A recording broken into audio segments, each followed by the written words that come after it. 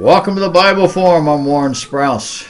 It's Sunday night, December 8th, 2019.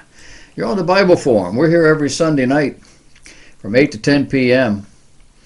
We're a ministry of Alternatives, Biblical Counseling and Education Incorporated, 501c3 corporation, held together by donations, your donations. If you have some extra shekels sitting around and you think it's important, we'd love for you to donate to the program, to the show. We keep it on the air. We keep it as fresh as we can every Sunday night from 8 to 10 p.m. You can sign up for our email. I send out an email every Saturday afternoon. It seems to be getting later and later. That's only because it's taking me longer and longer with everything else that's going on to get it organized and decide what it is we're going to talk about.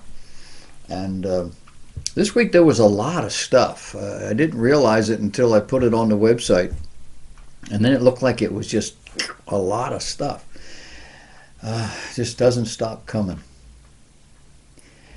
I got an email this week from a missionary friend of mine, a fellow by the name of Ken Symes. Ken is down in Florida now. He used to be in New Jersey. He was in North Carolina. He's now in Florida. And he sent me an email. He says, under the heading of fundamental truth, he says, I'm in favor of a woman's right to choose. But let's get back to the fundamental choice, whether or not to go to bed with a man. If that choice is made, then you have accepted the possibility of becoming pregnant, losing your right to choose an abortion. So much for abortion. Any questions? Saw this week that there was a victory for gun owners in New York. I don't know if you live in New York. It's the state of New York, not the city, although the city's part of the state. In 2013, gun owners were told by authorities they could not participate in a shooting competition in New Jersey or bring their guns to a home elsewhere in the state. They didn't want them taking their weapons across state lines. The Manhattan-based Second U.S. Circuit Court of Appeals ruled last year that the regulation advanced the city's interest in protecting public safety, and it didn't violate the Second Amendment. But now, just last Monday of this last week, as the U.S. Supreme Court was scheduled to hear arguments in a legal challenge of that law, backed by the National Rifle Association, word came that the city had modified the bill. New Yorkers can now take their weapons out of the city, out of the state, for competition. So I wonder what that does to the Supreme Court case. Do they just throw it out, set it aside, or do they go ahead and adjudicate? I don't know. We have Pseudo-Christians in Pseudo-Outrage. Under the heading, Talk About Bullying. A left-wing outcry forced so-called Christian A-list actor Pratt to apologize after he was pictured on Instagram posing with a single-use plastic water bottle. You got to get into the details. Apparently, Pratt shared the offending photo in his Instagram page on Monday. And he wrote, quote, "You're probably wondering why I'm standing here, low-key flexing, gazing into the distance. Well, turns out I'm teaming up with at Amazon to show you guys everything I use for my workouts, keeping active and all that fun stuff to get you prepped for 2020. But there he stood with his water bottle. The issue here is the care of our planet, global warming. In reality, these plastic bottles aren't reusable. They're very weak. You've had them. You get the water out of them and they're like paper. But they are recycled. If you put them in the recycling container, isn't that a personal responsibility? I don't know how it's Chris's problem. A University of California Santa Cruz graduate student advisor was accused of placing Nazi slogans in an email. What did this terrible person do? Well, apparently he wrote an email that included the numbers 14 and 18. He has now apologized. But if you're like me, you're confused. The advisor sent an email reminder to graduate students, this according to Campus Reform, adding that the email's subject line read,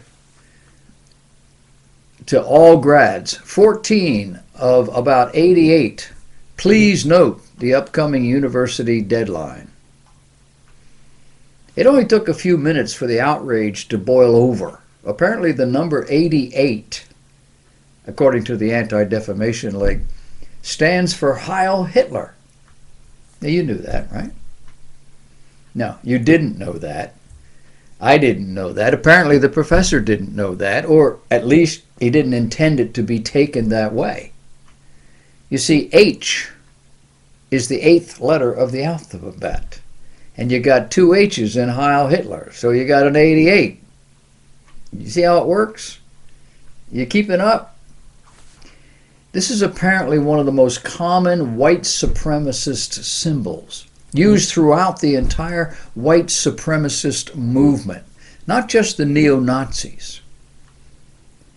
Campus Reform said that one student who received the email hopped on the university Facebook group and said, someone's sending emails using the BSOE Graduate Student Affairs email account, and they have some explaining to do.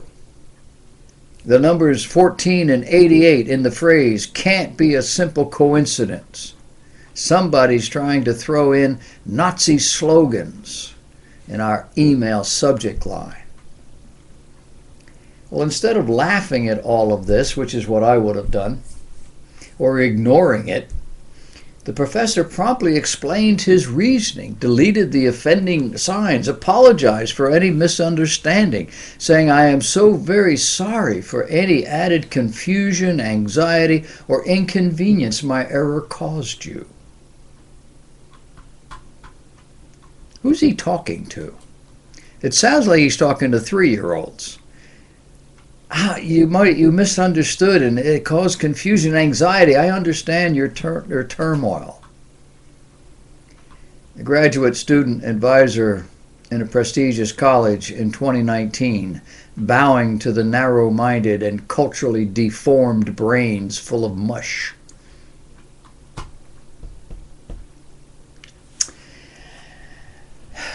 In Olympia, Washington, the state of Washington, you can't have police in a government building where transgender people are meeting. Transgender activists tore into the city council of Olympia, Washington last month for using police at a transgender Day of Remembrance observance, with one of them declaring that cops, quote, kill my families, they make it unsafe to live, end of quote. Of course, this was a transgender woman, a man in drag. He said, I am profoundly ashamed that City Hall is willing to sponsor a trans Day of Remembrance lighting in a building that has police, that has humans who are not on the side of the liberation of my sisters and my children. Police are part of the problem. They kill my families. They make it unsafe to live. I urge you next year to not involve the police, to not light up your building and put money where your mouth is and save my sisters. No police. Now apparently they are part of the problem. I'd like to be around when this person has an auto accident, needs a police report, or when someone takes issue with his or her get up and attacks with mouth or fist. Who's she going to call? Who's he going to call? Superman? And Why were they there in the first place? You know, because these sorts of outings always attract people who want to stir up trouble. Feeble-minded, one-issue people.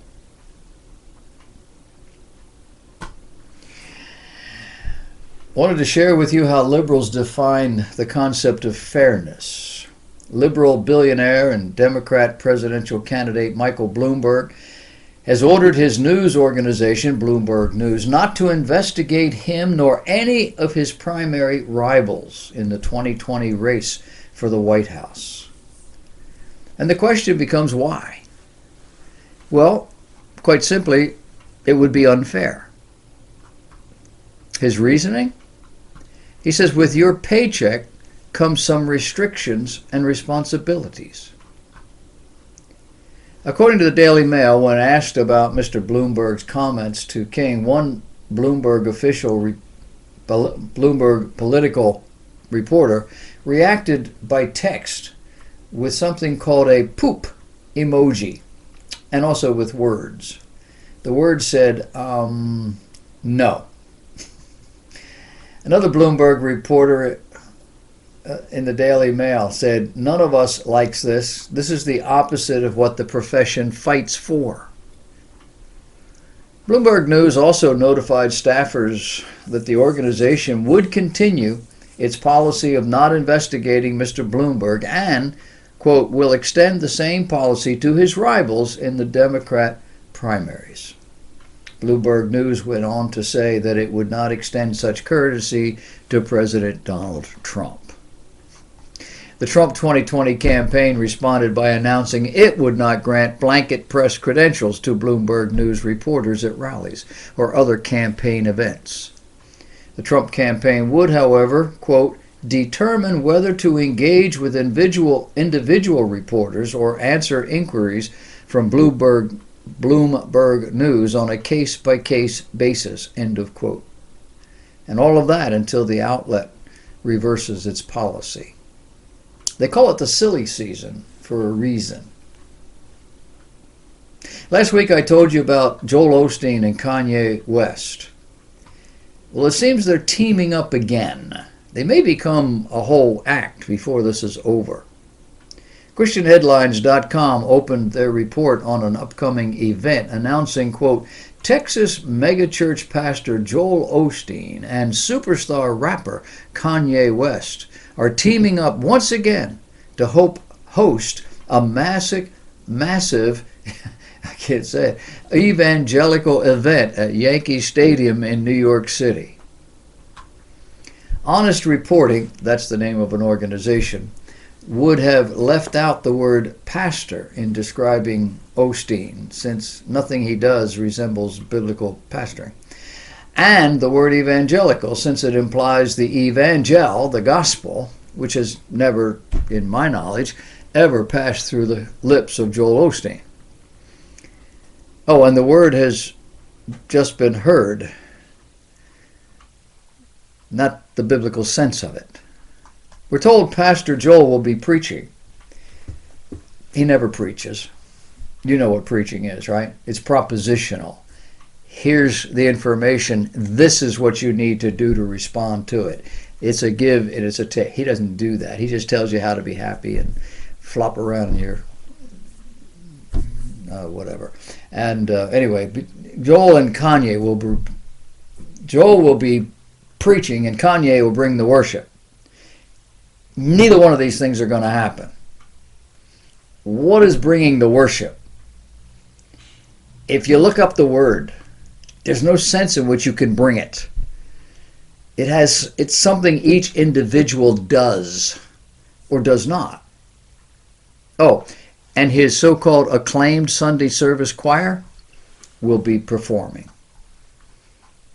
Not my words, their words. Performing. That's worship, right? Now, I know some of you get upset when I criticize the contemporary model, the secular music, all that stuff that's so popular today in churches, but words mean things. And these words are Bible words, making it all the more important. This will be the third time this very popular so-called preacher has hosted his touring evangelical event at the venue. I don't know how these people sleep at night telling these lies. Anyway, TMZ, you know TMZ, reports that the event is slated for May 2nd. Tickets for Osteen's previous events have cost around $15. So see, it costs you money to hear the gospel. Isn't that amazing? Though the price is likely to go up now that one of the world's most famous rappers is going to take the stage. We're charging people to hear the gospel. No? West has spoken openly about being hospitalized for mental health issues, adding that when he hit rock bottom, God was there with me, sending me visions and inspiring me. You read this stuff. Is it any wonder that people are skeptic? In other news, there was a headline this week. Rap superstar Kanye West is set to replace Christian comedian John Crist at an upcoming youth conference in Pigeon Forge, Tennessee, next month.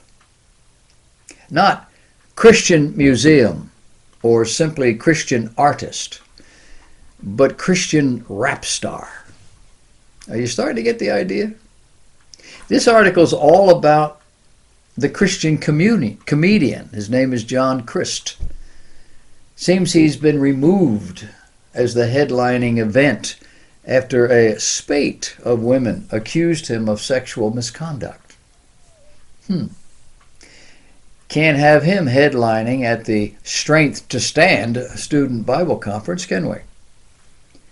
The promoter of this event said of West, quote, "I realized that although this is a worldwide megastar, he was a brother in Christ.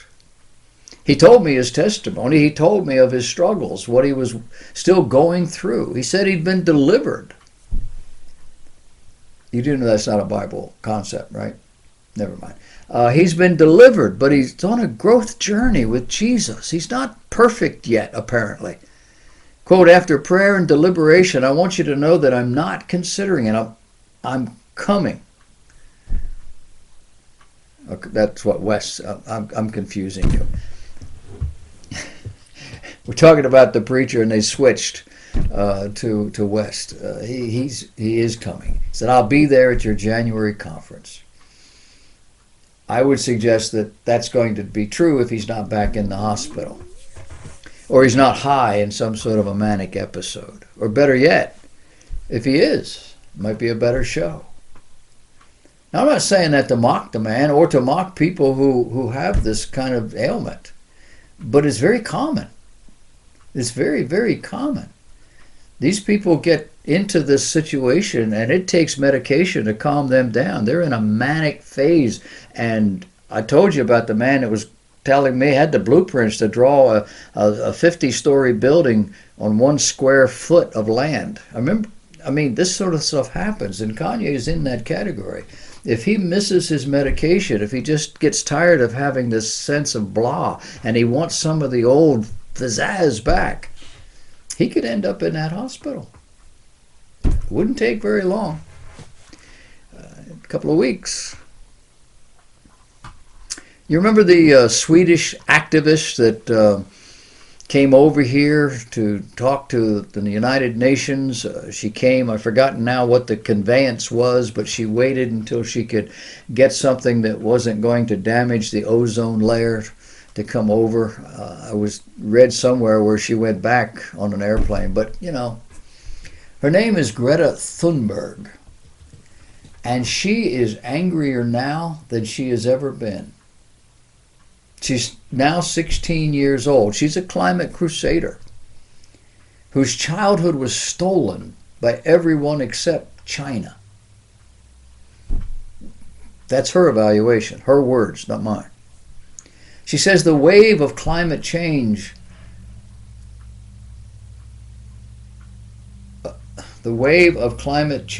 school strikes over the past year has, quote, achieved nothing since greenhouse gas emissions continue to rise. Oh, and she's not going back to school until people do something about climate change. That ought to stimulate them. She's not going back to school. That'll teach you.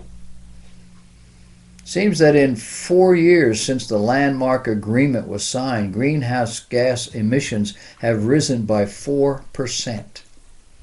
And the talks this year are not expected to produce new commitments on carbon from the world's biggest emitters. Just can't stop doing it, can we? What's the matter with you people? This young activist thinks, quote, people want everything to continue like it is now, and they're just afraid of change. She didn't mention that her illustration of China is the world's #1 polluter by volume, or that she flew back home on a jet the last time she was here. Probably forgot about those things. She continued by saying that change is what we young people are bringing, and that's why they want to silence us. And that's just proof that we are having an impact, that our voices are being heard, and that they're trying so desperately to silence us. Back in September, Thunberg drew criticism from French President Emmanuel Macron after she filed a legal complaint accusing 5 countries of inaction on global warming in violation of the 30-year-old UN Convention on the Rights of a Child. This included Germany, France, Brazil, Argentina, and Turkey. In response, Macron, from France, told Europe that her stance was very radical and likely to, quote, antagonize societies. Oh, and in October, Thunberg received criticism from Russian President Vladimir Putin. He said, quote, go and explain to developing countries why they should continue living in poverty and not be like your homeland, Sweden. A little bit of logic thrown in doesn't hurt.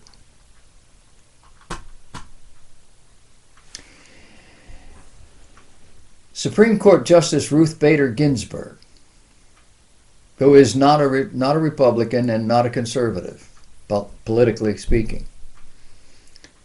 But she is a Supreme Court Justice for the time being. She has placed a temporary stay on a lower court's order for 2 institutions to hand over President Donald Trump's financial records to Congress. This in accordance to subpoenas from House committees led by Democrats. So what's going on? Reuters reported that Ginsburg placed the December 3rd ruling on hold until December 13, granting the president's lawyers further time to issue an appeal to fight the Democrats' efforts to obtain records of accounts, transactions, investments linked to Trump. Also his 3 oldest children and their immediate family members, and several Trump Organization entities. The earlier ruling required Deutsche Bank and Capital One Financial Corp. To comply with the subpoenas from the House of Representatives Financial Services Committee. This is chaired by Representative Maxine Waters. And of course the Intelligence Committee led by Adam Schiff. The congressional panels issued the subpoenas to the banks back in April, this according to the Washington Examiner. The Hill reported that both committees are investigating Trump's relationship with Deutsche Bank, which had given him $2 billion in loans and is reportedly being investigated for its role in a money laundering scheme involving Russia. Did you catch that? Deutsche Bank is being investigated for its role in a money laundering scheme involving the Russians. So everyone knows Trump was in bed with the Russians. It's how he got elected, right? You can't make this stuff up. And finally, we have a president in the US of A who has gone out on a limb to defend America. Donald Trump is in London to attend a NATO summit. He's home now, but this was earlier in the week. Upon his arrival, the press surrounded him, and he launched an angry broadside against his European allies, singling out France's Emmanuel Macron for what he called very nasty comments on the alliance and Germany's shortfall on funding commitments. Trump demanded Europe should pay more for defense and also make concessions to U.S. interests on trade. He did the same thing last year at NATO's July summit.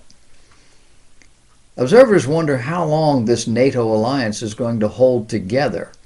The issue here is the fact that the U.S. carries the bulk of the load, the cost. With the most to lose, European countries have traditionally sat back and let the U.S. carry the load. We have allowed them to do so, probably because we can. But when things like this happen, it highlights the concern levels of the various nations. We think this is important. They simply take it for granted. But they have the most to lose, which makes it all the more a form of insanity. President Trump said it was time for Europe to stand up, shape up, get on the stick. But he says it's not right to be taken advantage of by NATO, and also then to be taken advantage of in trade. And that's what's happening.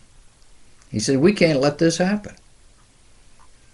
These attacks came only hours after Turkey vowed to oppose a NATO plan to defend Baltic countries unless the alliance backs it in recognizing Kurdish YPG militia as a terrorist group. The YPG fighters have long been U.S. allies on the ground against Islamic State in Syria.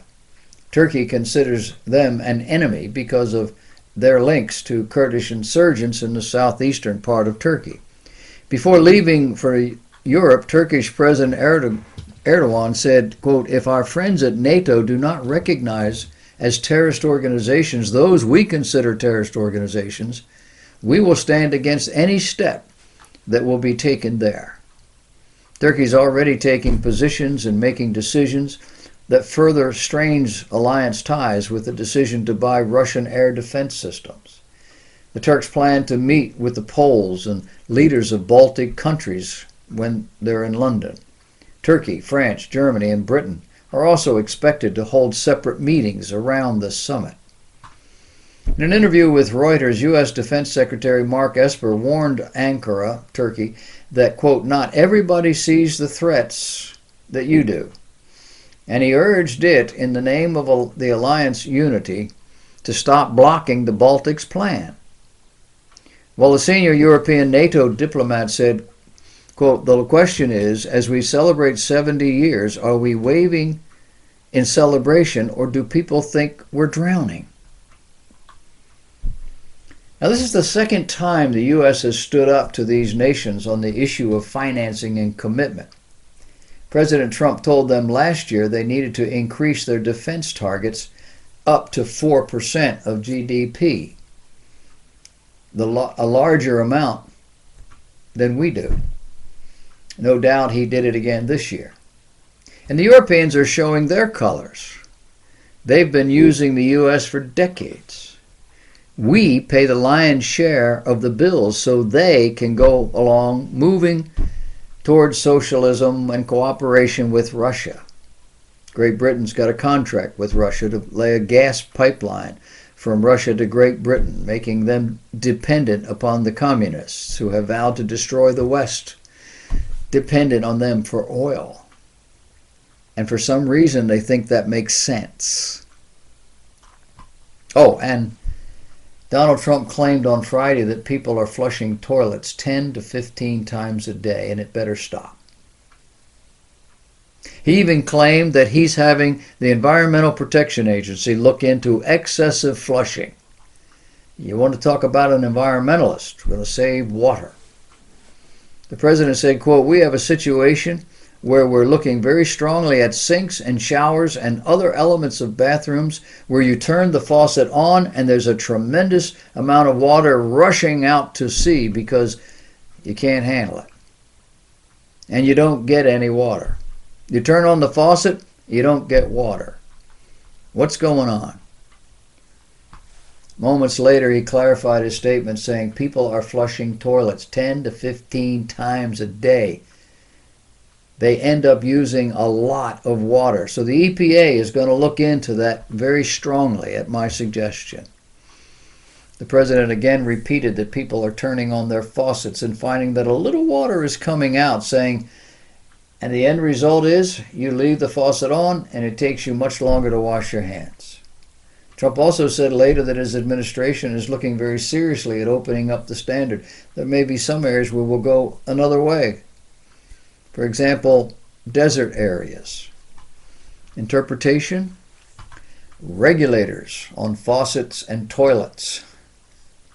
A limit to the number of times you can flush the toilet. Regulators on faucets to reduce the flow. Penalties for using too much water. Now, before you get crazy about the whole thing, think a minute. Do you flush the toilet every time you use it? For any reason? You were probably taught to do that by parents who didn't want a stinky bathroom. But you are now all grown up. Must you flush every time? I think the man's got a point. We're so upset about global warming. We want to conserve everywhere. Why not here?